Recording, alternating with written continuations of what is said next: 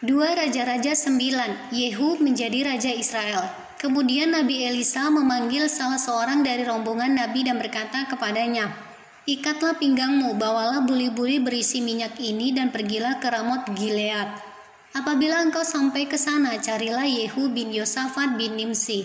Masuklah, ajak dia bangkit dari tengah-tengah temannya, dan bawalah dia ke ruang dalam. Kemudian ambillah buli-buli berisi minyak itu, lalu tuangkan isinya ke atas kepalanya dan katakan, beginilah firman Tuhan, telah kuurapi engkau menjadi raja atas Israel. Sesudah itu bukalah pintu, larilah dan jangan berlambat-lambat." Lalu Nabi muda itu pergi ke Ramot Gilead. Setelah ia sampai, maka tampaklah panglima-panglima tentara sedang duduk berkumpul. Lalu ia berkata, "Ada pesan kubawa untukmu."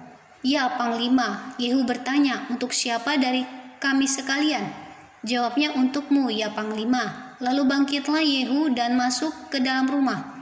Nabi muda itu menuang minyak ke atas kepala Yehu serta berkata kepadanya, "Beginilah firman Tuhan Allah Israel, telah kuurapi engkau menjadi raja atas umat Tuhan, yaitu orang Israel. Maka engkau akan membunuh keluarga tuanmu Ahab, dan dengan demikian aku membalaskan kepada Izabel darah hamba-hambaku, nabi-nabi itu, bahkan darah semua hamba Tuhan. Dan segenap keluarga Ahab akan binasa. Dan aku akan melenyapkan daripada Ahab setiap orang laki-laki, baik yang tinggi maupun yang rendah kedudukannya di Israel. Dan aku akan memperlakukan keluarga Ahab sama seperti keluarga Yerobeam bin Nebat, dan sama seperti keluarga Baesa bin Ahia. Izabel akan dimakan anjing di kebun di luar Yezreel, dengan tidak ada orang yang menguburkannya." Kemudian Nabi itu membuka pintu lalu lari. Apabila Yehu keluar mendapatkan pegawai-pegawai tuannya, berkatalah seorang kepadanya, "Apa kabar? Mengapa orang gila itu datang kepadamu?" Jawabnya kepada mereka, "Kamu sendiri mengenal orang itu dengan omongannya." Tetapi mereka berkata, "Dusta. Cobalah beritahukan kepada kami." Lalu katanya, "Beginilah dikatakannya kepadaku. Demikianlah firman Tuhan, telah kuurapi engkau menjadi raja atas Israel." Segeralah mereka masing-masing mengambil pakaiannya dan membentangkannya di hadapan kakinya begitu saja di atas tangga. Kemudian mereka meniup sangkakala serta berseru, "Yehu raja."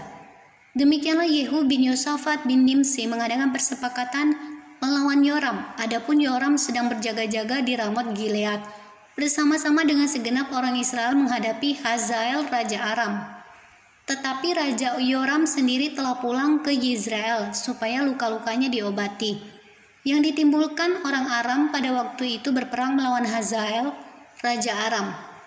Yehu berkata, "Jika kamu sudah setuju, janganlah biarkan siapapun meloloskan diri dari kota untuk memberitahukan hal itu ke Yezreel." Yoram dan Ahazia dibunuh. Kemudian Yehu naik kereta dan pergi ke Yezreel, sebab Yoram berbaring sakit di sana. Juga Ahazia raja Yehuda datang menjenguk Yoram. Ketika penjaga yang sedang berdiri di atas menara di Yezreel melihat pasukan Yehu datang, berserulah ia, "Ada kulihat suatu pasukan." Berkatalah Yoram, "Ambillah seorang penunggang kuda, suruhlah ia menemui mereka serta menanyakan, apakah ini kabar damai?" Lalu pergilah penunggang kuda itu untuk menemuinya dan berkata, "Beginilah tanya raja, apakah ini kabar damai?" Jawab Yehu, "Damai, bukan urusanmu. Baliklah, ikutlah aku." Dan penjaga itu memberitahukan, suruhan sudah sampai kepada mereka, tetapi ia tidak pulang. Disuruhnyalah penunggang kuda yang kedua, dan setelah sampai kepada mereka berkatalah ia, "Beginilah tanya raja, apakah ini kabar damai?" Jawab Yehu, "Damai, bukan urusanmu. Baliklah, ikutlah aku." Dan penjaga itu memberitahukan, sudah sampai ia kepada mereka, tetapi ia tidak pulang. Dan cara memacunya adalah seperti cara Yehu cucu Nimsi memacu, sebab ia memacu seperti orang gila. Sesudah itu berkatalah Yoram, "Pasanglah kereta." Lalu orang memasang keretanya. Maka keluarlah Yoram raja Israel dan Ahazia raja Yehuda, masing-masing naik keretanya. Mereka keluar menemui Yehu, lalu menjumpai dia di kebun Nabot, orang Yezreel itu. Tatkala Yoram melihat Yehu, bertanyalah ia, "Apakah ini kabar damai, hai Yehu?" Jawabnya, "Bagaimana ada damai selama Sundal dan orang sihir ibumu Izabel begitu banyak. Segera Yoram berputar dan mau melarikan diri sambil berseru kepada Ahazia. Itu tipu Ahazia, tetapi Yehu menarik busurnya dengan sepenuh kekuatannya, lalu memanah Yoram di antara kedua bahunya, sehingga anak panah itu menembus jantungnya, maka rebahlah ia di dalam keretanya. Kemudian berkatalah Yehu kepada Bidkar perwiranya, angkat dan lemparkanlah mayatnya ke kebun Nabot, orang Israel itu.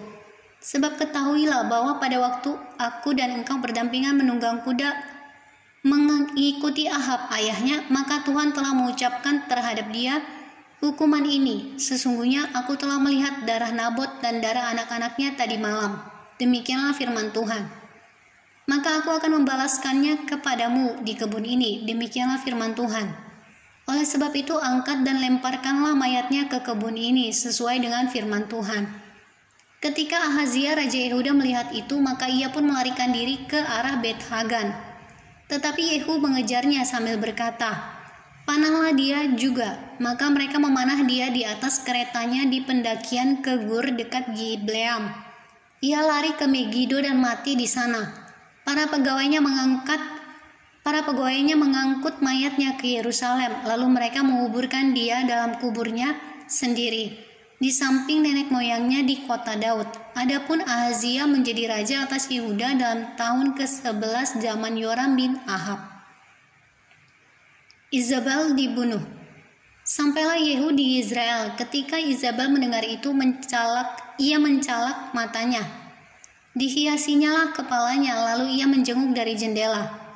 Pada waktu Yehu masuk pintu gerbang, berserulah Izabel, bagaimana, selamatkah Zimri, pembunuh tuannya itu? Yehu mengangkat kepalanya, melihat ke jendela itu dan berkata, siapa yang di pihakku? Siapa? Dan ketika 2-3 orang pegawai istana menjenguk kepadanya, ia berseru, jatuhkanlah dia. Mereka menjatuhkan dia sehingga darahnya memercik ke dinding dan ke kuda. Mayatnya pun terinjak-injak. Yehu masuk ke dalam, lalu makan dan minum. Kemudian ia berkata, baiklah, urus mayat orang yang terkutuk itu dan kuburkanlah dia, sebab ia memang anak raja. Mereka pergi untuk menguburkannya, tetapi mereka tidak menjumpai mayatnya. Hanya kepala dan kedua kaki dan kedua telapak tangannya.